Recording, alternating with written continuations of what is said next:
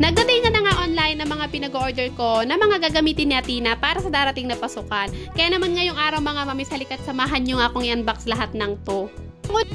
Bali, ang una ko nga bubuksan mga mamis, itong sapatos ni Athena na gagamitin niya pamasok sa araw-araw. Nabili ko pala to sa TikTok shop mga mamis ng 210 pesos. At dahil meron akong free shipping voucher nga mga mamis, itong at naka-free ako sa shipping fee. Bali, ang pinili ko nga palang sapatos kay Athena mga mamis, yung pandalagang size na or yung pang high school na sapatos na. Malaki kasi yung paa ni Athena mga mamis, kaya naman nahihirapan kami kapag pambatang sapatos yung bibilhin namin sa kanya. Kapag pang high school na sapatos kasi ang pinipili ko kay Athena mga mamis, mas madali akong nakakahanap ng size na para kay Athena. At ang pinili ko nga lang mga mamis ay yung simple at wala talagang ka-design-design. Kasi si Athena, mas bet din talaga niya yung mga ganong klase ng sapatos. Dahil para sa kanya, mas maganda talaga kapag simple at walang masyadong design. Bali, ang sunod ko nga binuksan mga mamis ay sapatos pa din. Ito naman ay gagamitin ni Athena tuwing Friday pag tuwing PE lang nila. Nabili ko nga lang din to sa TikTok shop ng 199 pesos. Pandalaga din talaga to mga mamis or pang adult kung tawagin. At ang size nito ay size 7. Dapat talaga mga mamis, pagdating sa sapatos ni Athena na pag-uusapan talaga namin ng daddy niya, sa mall talaga kami bibili. Kaya lang mga mamis, naisip ko kasi parang kailangan namin maging practical. Lalo na naisip ko si Athena lagi namang hatid sundo ng daddy niya. So yung mga sapatos ni Athena, hindi niya rin talaga araw-araw magagamit pang lakad sa kalsada. Kaya sabi ko mukhang hindi naman masisira agad. Kaya mas okay siguro kung yung mumurahin na lang yung bibilihin namin. Para nang sa ganon, kung sakaling hindi na kasya sa kanya o kaya hindi niya na magamit yung sapatos, hindi kami manghihinayang ng daddy niya.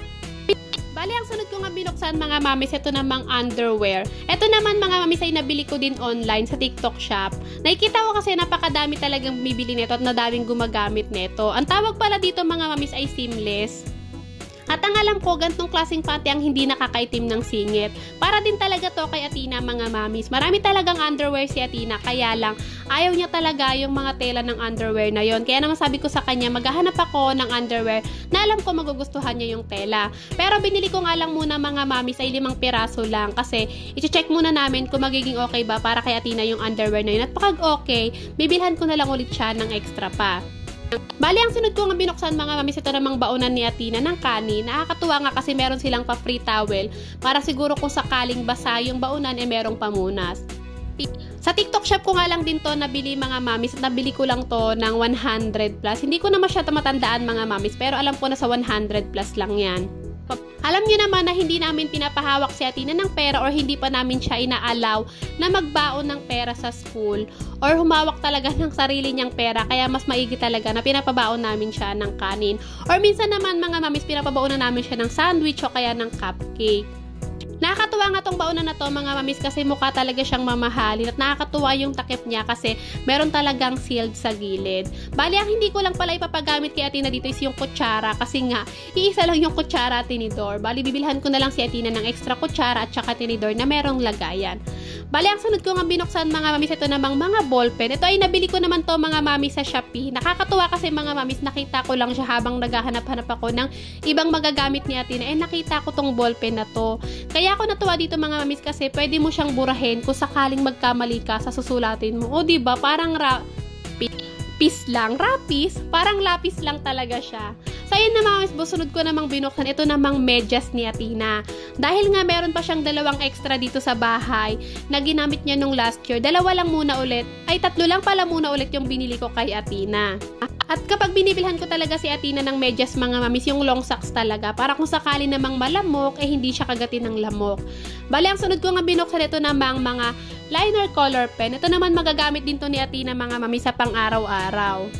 Nakita ko nga lang din to sa Shopee mga mamis. Nakakatuwa kasi wala pa siyang 100. Iba-iba yung kulay niya mga mamis, tapos iba-iba din yung design niya. Kung sakali na meron pang space doon sa ilalim ng notebook ni Athena, pwede niya lang lagyan ng line tapos magagamit niya pa yung space sa ilalim. Nakakatuwa kasi meron na pala talagang mga gantong klase ng mga gamit, no? So yun nga, tinasting ko muna yung pa heart tapos merong line. Nakakatuwa kasi ang ganda.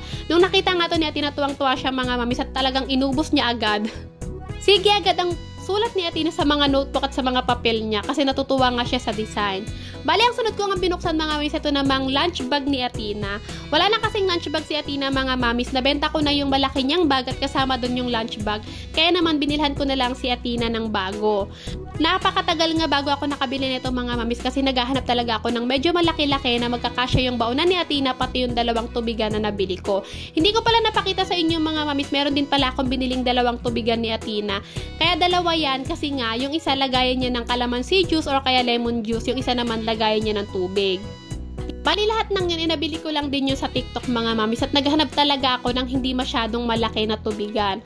Tapos bumili rin pala ako ng para sa akin, o diba? Ito pala mga mamis ay plastic na itim. Alam niyo naman na hindi pwedeng mawala sa akin to kasi nga ginagamit ko to sa tuwing ako'y naglilinis ng bituka ko sa araw-araw.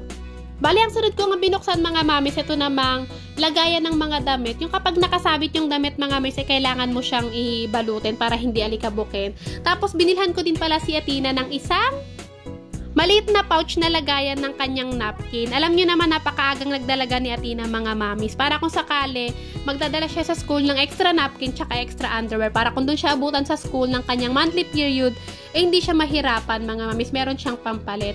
Tapos ito yung sinasabi ko nga sa inyo kanina mga mamis, na lagayan ng mga damit. Bumili lang ako ng 3. Nabili ko lang to ng 20 plus. Hindi ko na siya maalala. Basta sa Shopee ko siya binili mga mamis.